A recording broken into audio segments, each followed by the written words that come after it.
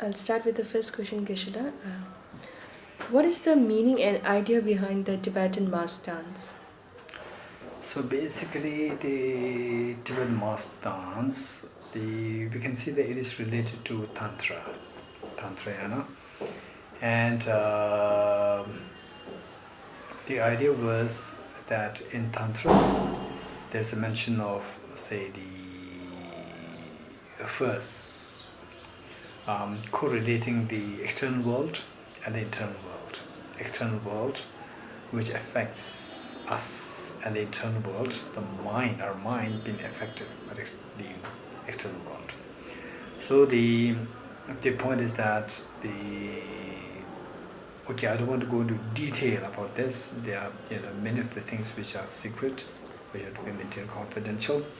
The idea is that to seek the relationship between the external and internal, and because external affects us so much, so we have to create the external as perfect to the best we can. So with that in mind, the mask is to change the physical appearance of things that will then affect our mind for the practitioners. Okay.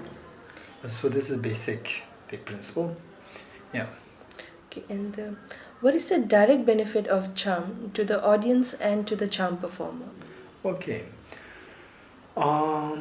Again, ideally speaking, this is a extremely confidential practice. Cham dance, all these things. These are, say, the more like celestial. These are more like divine activities. To be actually practiced, and then say to be imbibed by somebody into the tantric practice, and which is unlike what is tantra today. What is the popular tantra today is an extremely profound and intricate system, which has a tremendous power to bring about enlightenment within a very short span of time. So now the question is that, particularly I would say that in India also later time, they initially they were being, in fact, the original masters, they should be extremely the proficient and extremely the sharp and dedicated and experienced.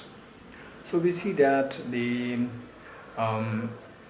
those days in Nalanda, say the first century to like 11th century, it was really thriving. And while outside, the teachings, the practice, so forth are going more on in line with what the Theravada they are doing. Then inwardly the practitioners, and they are doing very sophisticated practices which are not being revealed to the outside world. That's one thing. And slowly then in India also it happened, a little bit of degeneration happened. And then particularly from 8th century to 11th century, then the whole thing, whatever was there in Nalanda, it went to Tibet. And before that it went to China. But in China seems like the Tantra part did not really go there. Whereas in Tibet, everything of Nalanda, the philosophy, psychology, metaphysics, logic, Tantra, everything, and language, everything went to Tibet. So there, and Tibetans, unlike the people in India then, where the tradition was so rich and diverse, whereas in Tibet it was just one tradition. Whatever came from India, that was the tradition. And then the traditional or the native religion, Pune religion, was existent there, but it became a little more dominant. Then Buddhism took over as the main. And because of which the Tibetans somehow, because of the influence of Buddhism, Tibetans, they became more, very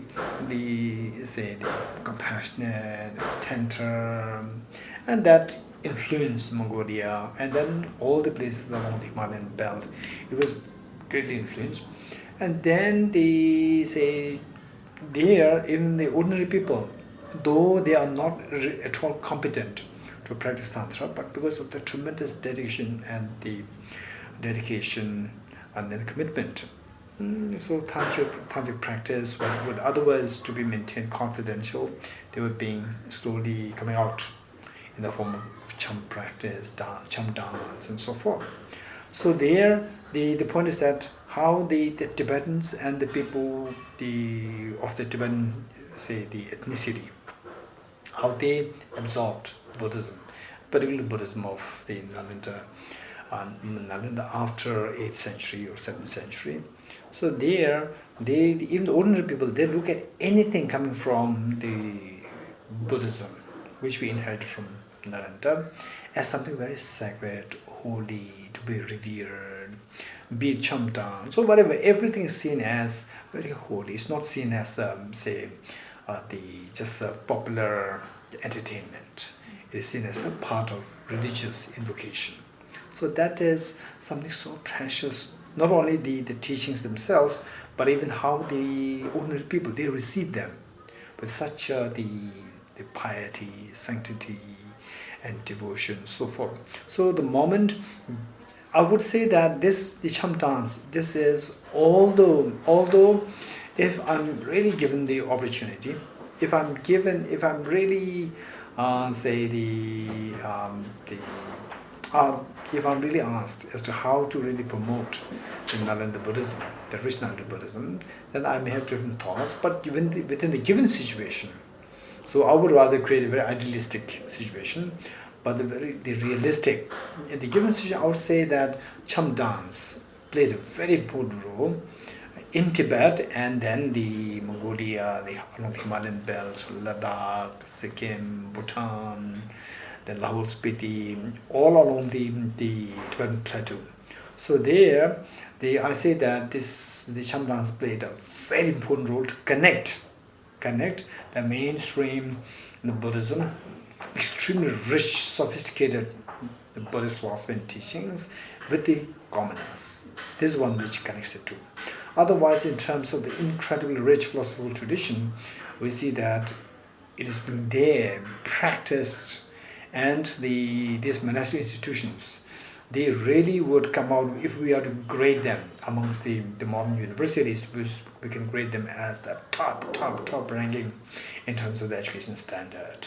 But then the common people, when they ask them what is even the basic Buddhist principles, what are the three jewels, they have no clue.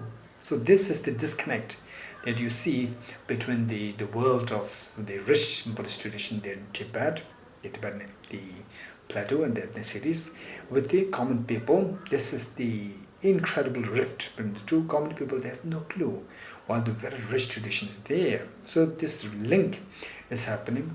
One of the major factors is the Cham dance. So therefore it plays a very important role. Meanwhile, the faith, devotion, respect of the common people is constantly being flared because of this practice. So this is in a great way, it connects the common people with the profound Buddhist teachings.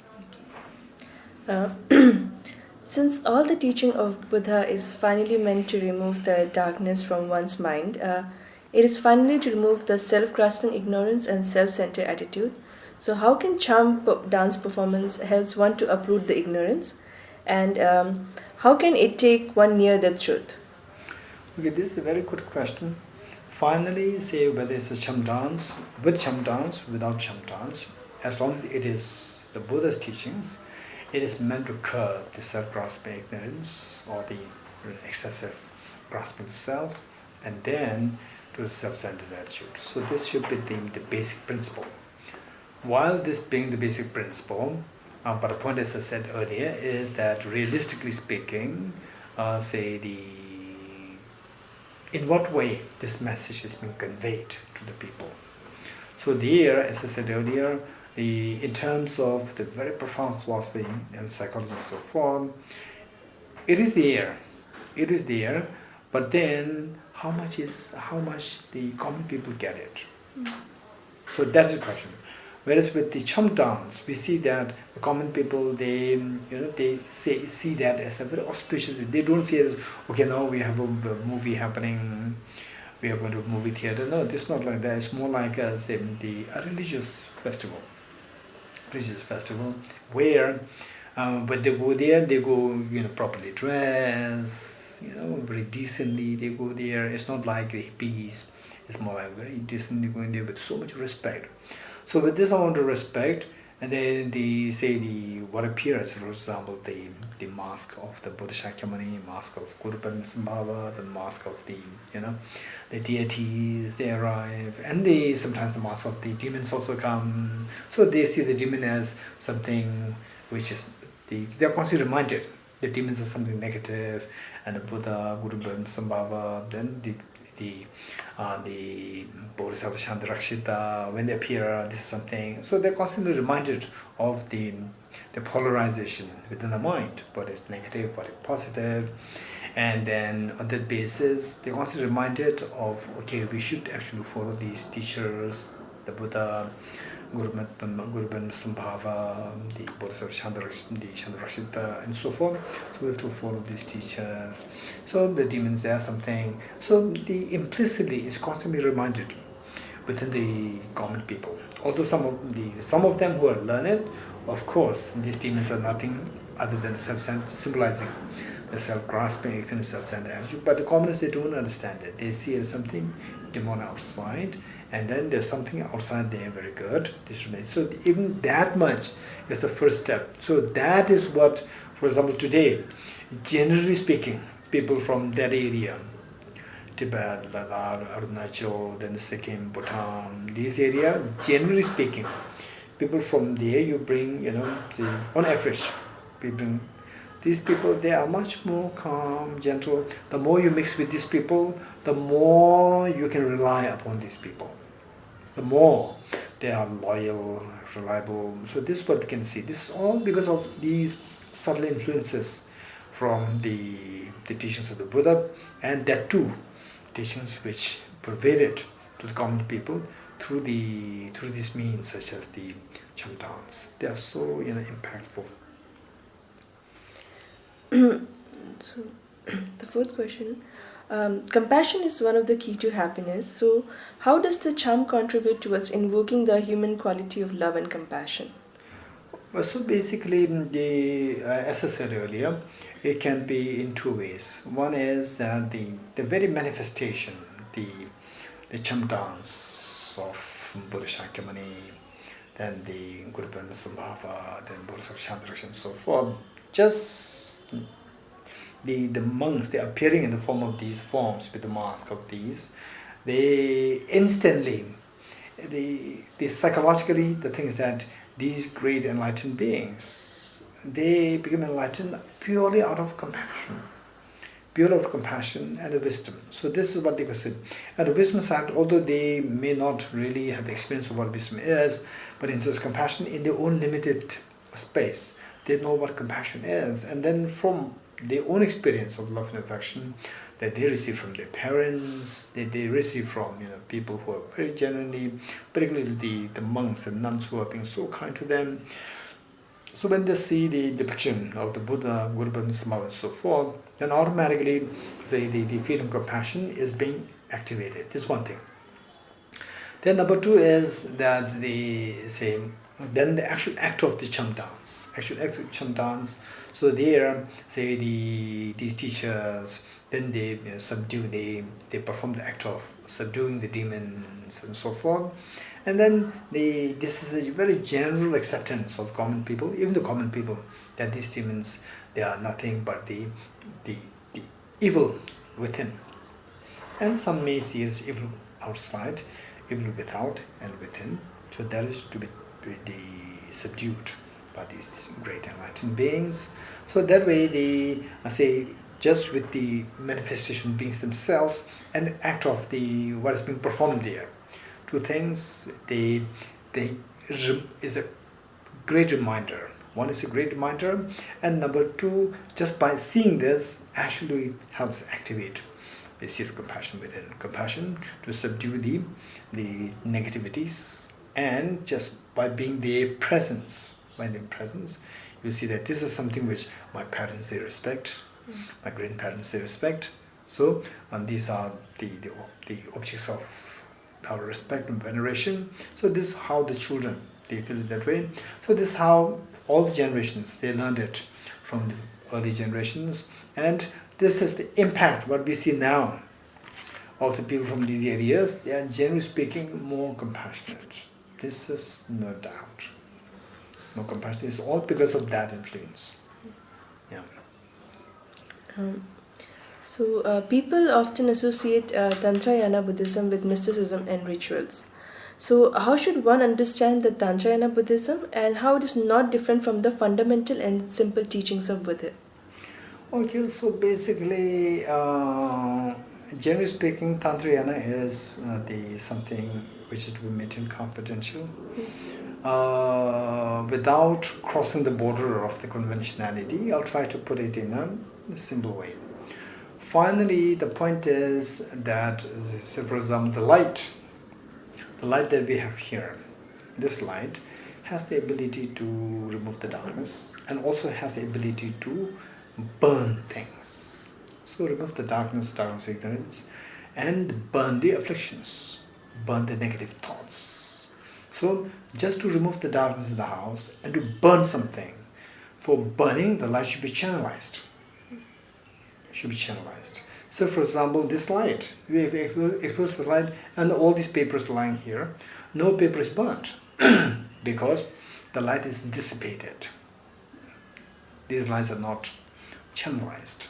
Whereas if you channelize these lights with a magnifying glass, it can easily burn the papers. So the practice of the Buddha's teaching, it is on the three layers, levels or 3 layers. One is a very general teaching of the Buddha, for where one can refrain from negativities, and then achieve, the total freedom for yourself. This is the first level. And the second level is, so where not only that you are liberated, that you also get the opportunity, that you also, involve yourself to benefit all beings. That is number 2. Then number 3, the same principle as the second one. Not only to benefit yourself, but to benefit all beings, but very swiftly, very fast, very effectively. Very effectively means the energy must be channelized. So the second and the third, these two fall under the same category, to benefit all beings. But the one is extremely channelized version, and the other one is not as channelized. So the Tantra is the third one. The same principle as the second one is the Mahayana teaching, but it's the energies are very channelized, the thought processes, then the psychophysical energy, the psycho and the physical, which is the energy. So the employing the non-duality of the psycho and physical, the psycho and physical, particularly not this gross physical, but the energy, internal energy, the psycho, the mind, and its accompanying energy. These two are employed in order to channelize this very energy. In order to channelize the energy and to channelize the mind. So whereas, how the Mahayana in general, according to Sutrayana Mahayana, so how the practice has been done is like a sun showing the light everywhere, pervading everywhere, but not generalized to burn the things very effectively. Whereas Tantrayana, the same light employed, but the light is channelized to such extent that it really literally burns the mental defilements extremely effectively. That too, not only in the gross one, even on the surface. Because when the wave is formed on the ocean, then you can quell the wave, and then see what is on the surface of the water. With the waves very turbulent, you cannot see what is on the surface of the water. So when the wave has subsided, then you can see the surface on the surface, whether there are leaves or not. And then when the water is extremely still, extremely still, channelized and made it extremely still, then you can not only see what is on the surface, that there are no leaves on the surface, you can see even the bottom. So the same rectifying what is on the surface is done by the Sutrayana Mahayana Buddhism. And then what's on the surface, you have to go deep. For that, the Tantra is employed. Tantra is employed in order to see the depth, which means our mind, very surface level to gross level, and there's a very deep, the subtle mind. So the Sutrayana Mahayana, it employs only the gross one, not the subtle one. It does not employ how to activate the subtle one and how to see this subtle mind. So if you don't see the subtle mind, you cannot clean the subtle mind. So whereas on the Sutrayana Buddhism, it's only shown the gross mind and the means to cleanse the mind of the mental defilements is to cleanse the mind of the mental defilements from the gross mind. Because the subtle mind is not even identified, not even touched. So the means to rectify that, means to cleanse that subtle mind is not taught. Whereas in Tantrayana, it is the mechanisms are taught as to how to channelize the mind from the very gross to the subtle, so that the subtle one is actually seen. Literally the bed of the ocean is seen, and then you can clean the bed of the ocean. So that is the Tantric system, which is so special. And yet, to that subtlety, the sophistication of identifying the subtle mind and to clean that mind, we need to have the basic teachings of what is on the surface. That must be in the presence of this. When the surface is very turbulent, it is far, far, far remote to see the depth. So therefore, to have the Tantrayana Buddhism into place, active and efficacious, the Sutrayana Buddhism must be in place. And to have the Sutrayana Buddhism must be on place, the Theravada Buddhism, that must be actively practiced. So without this, the Sutrayana Buddhism is not possible, without which Tantrayana is far away. So in other words, all three must be somebody who should be practicing Theravada Buddhism, may not practice Mahayana Buddhism, Tantrayana Buddhism. Somebody who is practicing the Mahayana, the Sutrayana Mahayana Buddhism, must have the basic principles, practices and principles of Theravada Buddhism and also the Mahayana Buddhism. And may not touch the Tantrayana. Whereas somebody who touches Tantrayana must have all three intact. So without which one is not entitled to actually practice Tantrayana, and one is totally illegitimate if one does not have these two basic foundations. Okay. So Geshe, the final question: is it really important to be a Buddhist to understand Buddha's message of wisdom and compassion? Okay, this is interesting, very interesting question. So usually, generally speaking,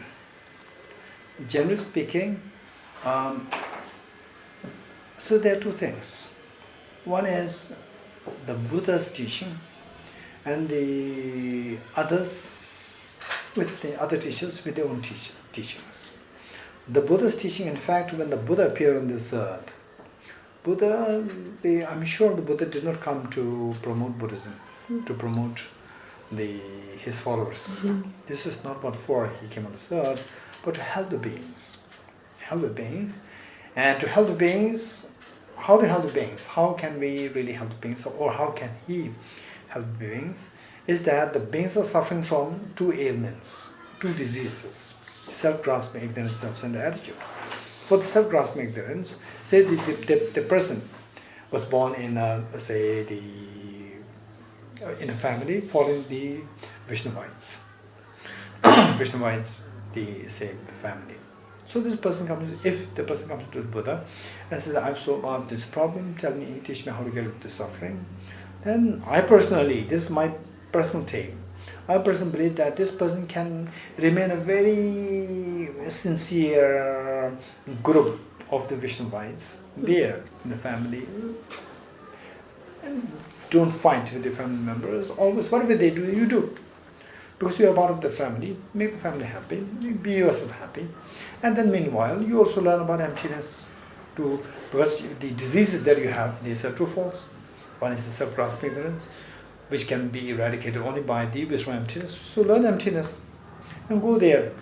Well, if you really know about emptiness, there's no contradiction with what your family is doing, right? Your family is doing some pujas, well, do it. What's wrong with it? It doesn't. When you are involved in the pujas, it doesn't mean that your emptiness experience declines. No. And then the other side is the self-centered attitude, for which we have to practice the unconditional love of bodhicitta. So this is the hardcore of most of the religious traditions. You can practice this. In fact, you practice the hardcore of the bodhicitta, unconditional love of bodhicitta, and then you are quite successful. All these great teachers of the different traditions, for Prophet Muhammad, when he sees that you are very high level of the practitioner of compassion, when he sees that, he will really adore you, he will really respect you, and he will proclaim to his followers that this is what we ought to be doing. Likewise Jesus Christ, likewise Krishna. All these teachers, if they see that you are a very genuine practitioner of compassion, and then they see that you are really involved in this practice, they will all adore you. So this says there is no contradiction for somebody to follow one's own family tradition and to bear to follow the Buddha's teachings. There is no contradiction at all. And you can be one of the most prominent, the practitioners, most successful practitioners of the Buddhist teaching. At the same time, you can conform to your own, the family rites, rituals, and so forth. Yeah.